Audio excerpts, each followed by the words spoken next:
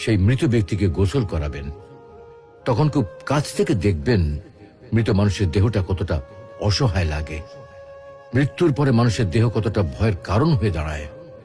সুযোগ পেলে রাতে লাশটা পাহারা দেবেন, তখন বুঝতে পারবেন প্রিয় মানুষটার লাশ রাতের বেলায় আপনার কাছে কতটা অদ্ভুত লাগে, কতটা ভয়ের কারণ হয়ে ওঠে, কতটা আতঙ্কের কারণ হয়ে যায়।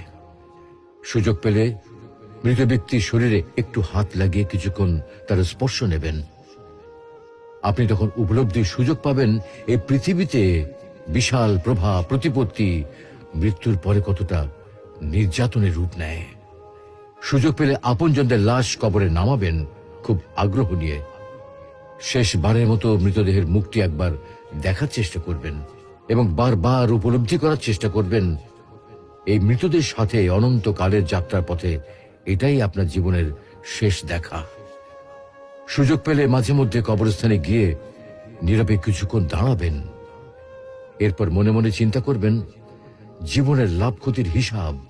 এই মৃত মানুষগুলো এই পৃথিবীতে কি করে গেছেন, কাদের রেখে গেছেন, যাদের রেখে গেছেন তারা কি কখনো এই মৃত মানুষগুলোকে স্মরণ করার জন্য কবরস্থানের আশেপাশে একটি বারের জনকে দেখতে আসে? আমাদের জীবনটা বড় অদ্ভুত, বৈচিত্র্যময়।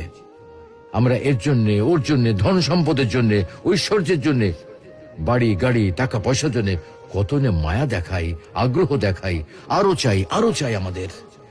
অথচ এই জীবনে আমরা মৃত্যুর কথা না ভেবে, পরকালের জবাবদিহির কথা না ভেবে কিভাবে আরো সম্পদ অর্জন করতে পারি সেই চিন্তায় বিভোর থাকি। হায় রে জীবন, এখনো সময় আছে, ফিরে আসুন মহান রবের দিকে।